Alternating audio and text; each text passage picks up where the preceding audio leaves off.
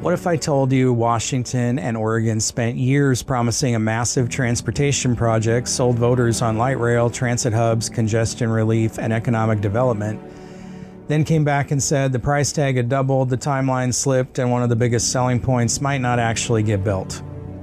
Because that's exactly what's happening right now with the Interstate Bridge Replacement Project. The cost has exploded to nearly $15 billion. The light rail extension that was promised to Vancouver has been pushed into an uncertain future, and local leaders are furious. Taxpayers are stuck holding the bill. And once again, we're asking the same question: why do these mega projects always cost more, take longer, and deliver less than originally promised? From Seattle to Los Angeles, this is Left Coast News. No apologies, just the truth.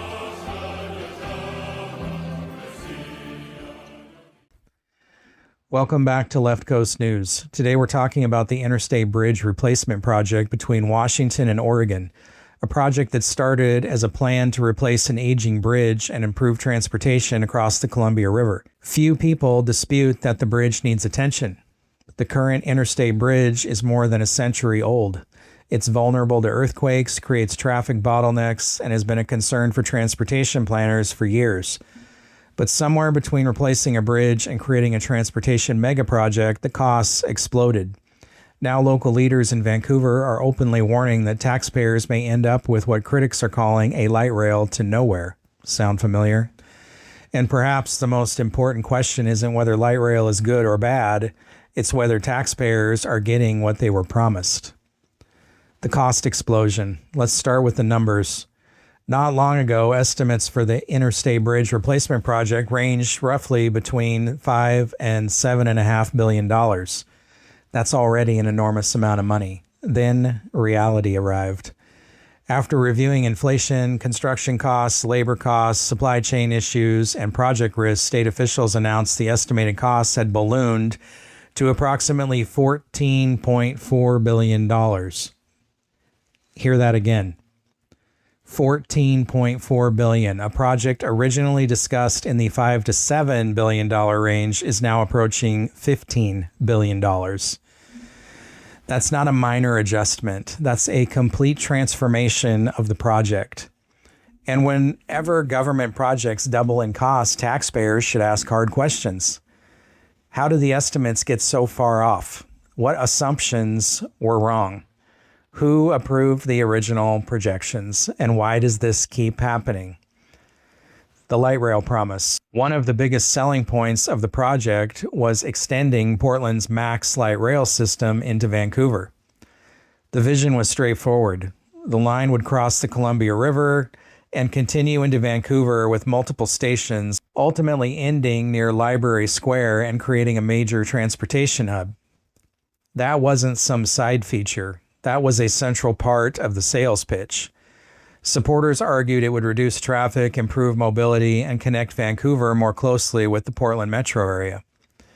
Now that vision is being delayed indefinitely. Instead of completing the entire extension, current plans would stop construction at a station near the waterfront. The result? A 90-foot high elevated station overlooking freight railroad tracks. The final connection to Library Square isn't funded. It isn't scheduled. And officials admit it may not happen for years, possibly more than a decade. Sound familiar, Tacoma? The light rail to nowhere. Vancouver Mayor Anne McInerney-Ogle didn't hide her frustration. According to reports, city leaders were informed of the changes only shortly before they became public. Their concern is simple. Without the final extension into the city center, the station becomes significantly less useful. Opponents immediately found a phrase that sticks: light rail to nowhere. And politically, that's a dangerous label because voters understand it. People don't measure transportation projects by engineering drawings. They measure them by whether they can actually use them. If riders end up standing on an elevated platform above railroad tracks with limited parking and no direct connection to the originally promised destination, critics will argue taxpayers paid billions for a partial solution. The funding problem. Here's where things become even more interesting.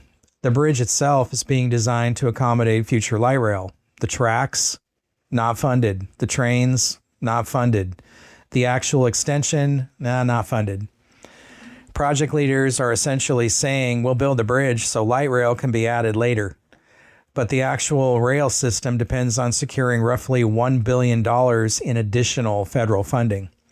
And nobody knows if that money will materialize. The decision may not happen until around 2030. Service may not begin until 2036 or later. So taxpayers are being asked to trust that future politicians, future legislatures, and future federal administrators will eventually finish what current leaders started. History suggests that isn't always a safe bet. The public-private partnership question. Here's the question that almost never gets serious discussion in Washington. Why are we so reluctant to consider public-private partnership? Look at projects like Brightline. Demonstrated that private capital can be brought into large transportation projects when incentives are aligned properly. Brightline West is pursuing a high-speed rail connection between Southern California and Las Vegas using a model that includes substantial private sector participation alongside public support. Is it perfect? No. But at least private investors have skin in the game. When private money is involved, there is pressure to control costs, meet timelines, and actually deliver a usable project. Government mega projects often lack those incentives. If the budget doubles, taxpayers pay. If timelines slip, taxpayers wait.